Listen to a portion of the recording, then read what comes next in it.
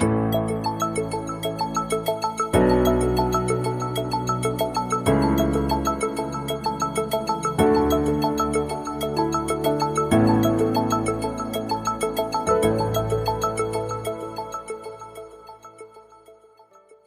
and welcome. Thanks for joining us for another edition of The Well of Inspiration. It is a production by the Cradle of Life. As always, giving you motivation, inspiration with Wellington on board with us. Wellington, welcome. Thank you, Don. Thank you very much. How are you doing? I'm doing good. I'm doing great. I'm feeling great this day. So ready to gear up and, listen to what you have in store for us on The Well of Inspiration. Yourself. I'm excited. I'm excited to be back again, and I'm so happy that we are able to share this information with people to hopefully make a difference to somebody and enable them to take their lives to that next level, so that we can keep making progress. Absolutely. I love that. All right, Wellington, let's give our viewers what we have in store for today. What is the topic on the Well of Inspiration that we're looking into? Okay, so today I just want us to recognize where we are in the trajectory of history. So when you look around us, the pandemic, the COVID pandemic has done so much damage. It has made us relook at our lives, reassess our priorities, and sort of rethink the importance of life and what our role is in this whole situation. If you notice, throughout all these lockdowns and people staying at home, and then now we have to social distance, shaking hands is not straightforward anymore. It's no longer that easy. But, throughout every situation, I think it's also important that we recognize the need to be grateful. Because despite what has been going on, somebody just hit me up last week and they said, think about if the pandemic had happened 20 years ago and we were stuck at home for as long as we were stuck with a 3310 in your hand and maybe a little bit of airtime for SMS and maybe calling, and that was it. How different would the experience have been? It has happened now, and we are fortunate to be in a space we can be at home but still be able to communicate, see each other, entertain ourselves, and be able to at least relate through the situations we're dealing with. I think despite everything, there is indeed a reason to be grateful. And then going on to today's topic, I want us to talk today about the wisdom that we obtain through our day-to-day interaction, particularly in the African context. So we're going to be looking at different sayings, anecdotes, words that African people use to convey messages, wisdom that has been channeled for many generations, that has been used and helps us every single day to do the things that we want to do. So I'm going to walk through different parts of Africa, just sharing some wise words, some quotes, some, ideas that I think can help us, even as Africans, to move our lives to that next level, improve and keep getting better. I love it, Wellington, and I think the fact that you're channeling the wisdom from the different generations in Africa, when we focus on African wisdom today as the subject, when we're looking at those proverbs and everything, I think a lot of people will be able to relate with this, because at some point or another in our lives here in Africa, we've heard proverbs from the different parts of the continent, and we've been able to actually put them into play. And, in Kenya, for example, I'll just give you one. Mtoto akililia wembe mpe, and that's a very simple one that, if I translate to English, it means if a child cries for a blade, give it to them, because how else will they learn if not by you exposing them to certain things. So yeah, I'm looking forward to this, and I'm sure our viewers as well are looking forward to this one. So I'll let you take on the reins and let's get into it. Let's go for it. So let's go to West Africa, to Ghana. There's a saying in Ghana that goes something like, even the lion, the king of the forest, protects himself from flies. I'm going to take that one again. Even the lion, the king of the forest, protects himself from flies. You know what? It doesn't matter how big you become in life. It doesn't matter how successful you get. It doesn't matter what levels of leadership you rise up to. You've got a responsibility to protect yourself. And I think the pandemic has taught us the same thing. There are leaders who have refused to acknowledge the pandemic, who have suffered the brunt of the pandemic. simply by refusing to protect themselves. My friends, this is some of the wisdom that we get from Africa. Wherever you are, keep yourself healthy, protect yourself. Keep your household secure, protect yourself. Keep your family in good shape, protect yourself. Make sure your finances are in order, protect yourself. Do what is necessary to protect your assets so that your families can still be able to carry on your legacy even after you are gone. Protect yourself. Remember, even the lion, the king of the jungle, protects himself against flies. That's one from Ghana, and I think the wisdom from this is absolutely amazing. And I'm going to go for another one, which this one is coming from Nigeria.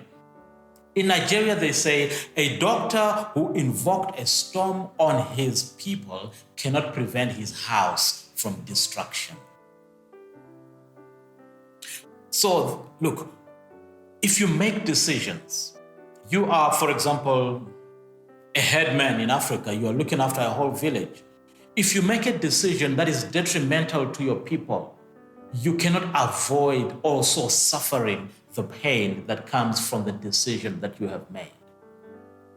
We've got to be able, as a people, to recognize that, especially when we rise to areas of leadership, when we have families to look after, the decisions we make are not only for us, they are for those that we love that are around us, and they are also for the community at large.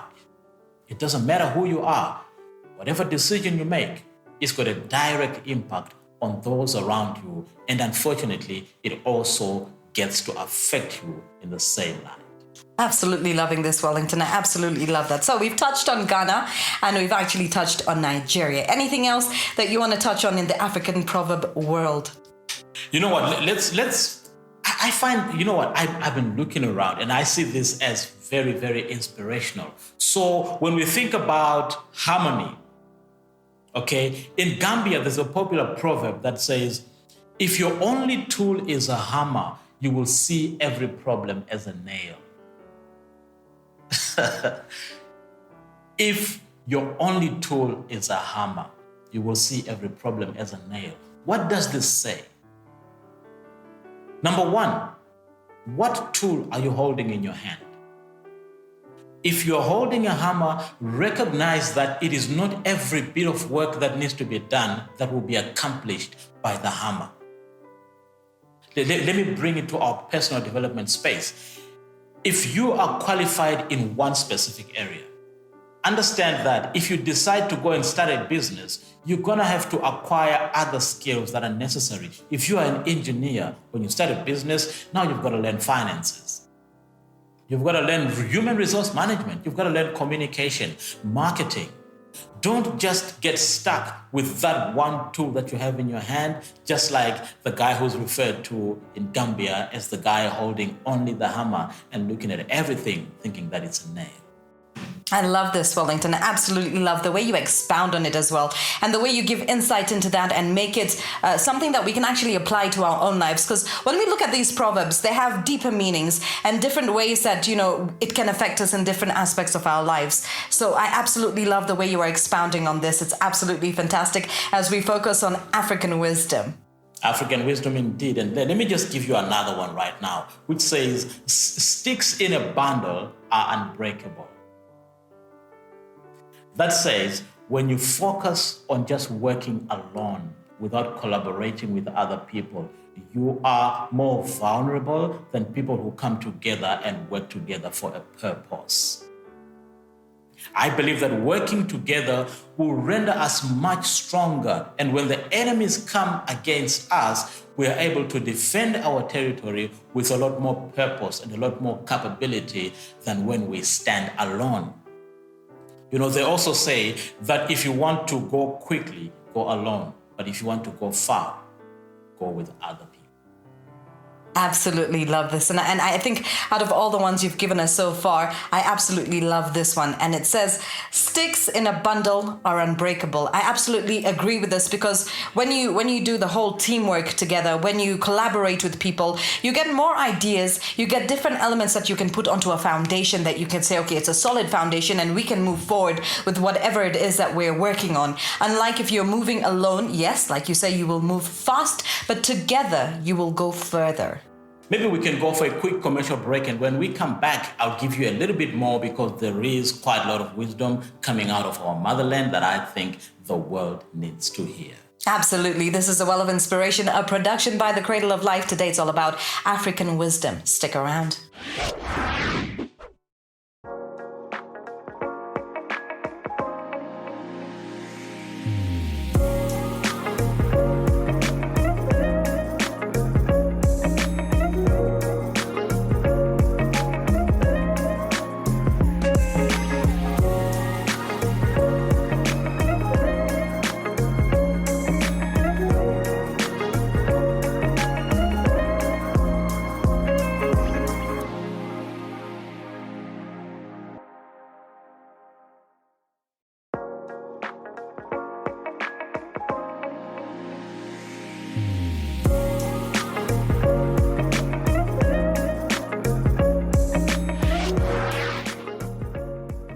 All right, welcome back. This is the Well of Inspiration right here on the Cradle of Life. Today we're taking a look at African wisdom. So we're taking wisdom from the generations before us. Now, Wellington has covered a couple of proverbs. The first one was actually taken from Ghana, and this is what it says. Even the lion, the king of the forest, protects himself from flies.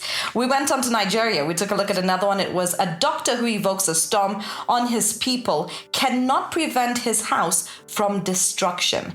Now, the next one is from Gambia, and it says, if your only tool is a hammer, then you will see every problem as a nail. And one more is sticks in a bundle are unbreakable. So Wellington has actually gone deeper into these proverbs and broken them into different segments to allow us to be able to implement them into our own lives and to see it from a different perspective. Wellington, handing it over to you. Okay, so they are absolutely beautiful, isn't it? We could literally write a whole book just taking lessons from what we get from our own African wisdom. So one of the things that this pandemic has taught me is that sometimes we might think we have a lot of time, but in actual fact, we don't have. Our days are numbered, and sometimes life springs on us by surprise and things happen that we were not expecting to happen. Which brings me to one of the sayings that we say in Zimbabwe, which says, spilled water or spilled milk cannot be collected.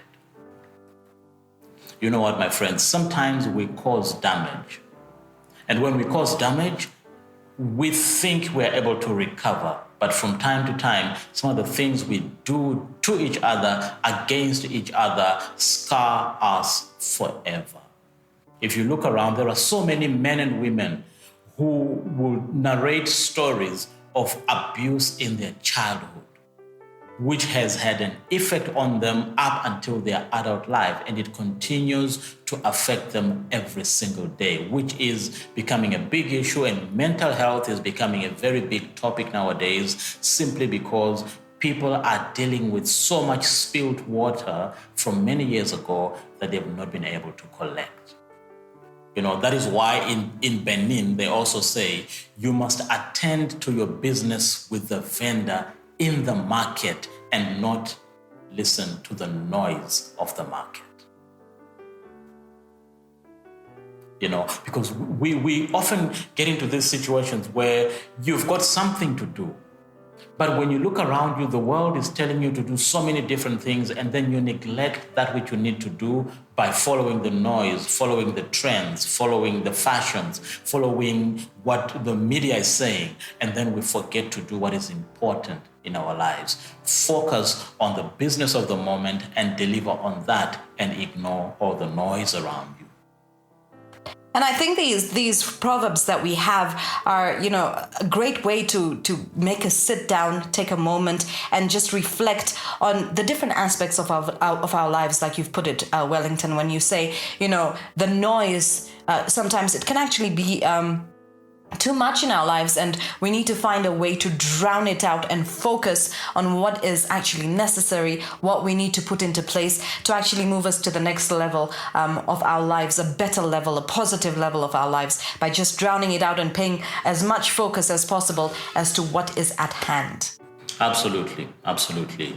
And I think let me transport you to Zambia now, where in Zambia they say that the words of the elders do not lock all doors; they leave the right door open.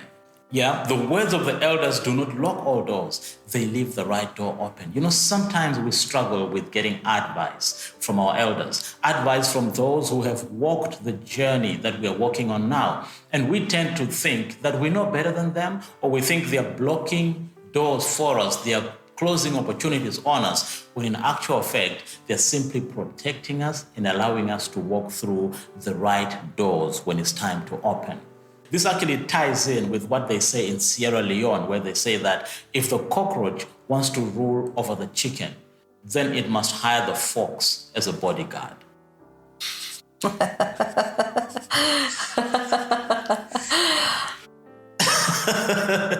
In other words, with the right people on your side, you can be absolutely successful. And in many cases, the right people on our sides are our elders, who give us the right advice, the right wisdom, the right direction, counsel, and guidance to make us go in the direction that is good for us, and that will help us to achieve our goals, our dreams, and everything we aspire to do.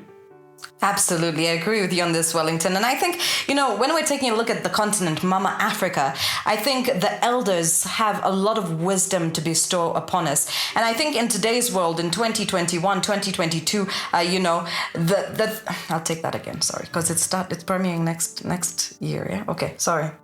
And I think that, in the century that we are in at the moment, we have lost a lot of connection into the roots of who we are and where we've come from. And we're just focused on what the world has to say, how we have to be, how we have to act, what makes us fit in society. We've forgotten the wisdoms of our forefathers, who actually, like you say, open the right doors. They close the doors that are necessary, but they keep the ones that are right open for you. And the only thing you need to do, especially for the youth in Africa, is to focus on where you need to go, focus on the right kind of voices to listen to, focus on the people before you. Your parents have more wisdom to bestow than you could ever imagine. And, that wisdom in itself can propel your life to a better place, a place of understanding. You don't want to turn around 10 years from now, 20 years from now and say, wow, mom and dad were right, or my grandfather was right. And these are the little things that I feel we can teach through the Well of Inspiration, is to, open your mind to the things that you are supposed to be focused on. Listen to the voices from the forefathers. Absolutely. I totally agree with you, Dawn. And, in the end, as we're winding up the show, I just want to say, in the end, it is up to you who is watching us right now to decide what to do with the words that you hear. We might drum up the music for you, but it is up to you whether you want to dance to the music or whether you don't want to dance to the music. Like the Maasais say in Kenya, he who is unable to dance will always say that the yard is full of stones. You cannot dance. The music is there, and then you find an excuse, right? And we should not be quick to finding excuses and finding reasons not to do things. Reasons not to listen, reasons not to take action that would drive our goals in the direction that we want them to go. Remember, you can only learn to cut a tree by cutting a tree. That's another proverb from the Bateke people in DR Congo, which says, you can only learn to cut down a tree by cutting down a tree. The action that you take is what will spur you towards the achievement of your goals, achievement of your dreams. But I hope that you can take this wisdom that we're sharing with you now and allow this wisdom to spur you forward, to give you, inspiration, and to encourage you, reminding you that you've got power. You alone have the power to put all this wisdom into practice and then take your life to the level that you want to do. Finally, in Madagascar, they say something like this: advice is a stranger. If he is welcome, he stays for the night. If not, he lives the same day. I hope you allow the advice we're giving you here to stay with you for the night and hopefully help you to take your lives, your businesses, your careers, your relationships, and even your finances to the next level of success.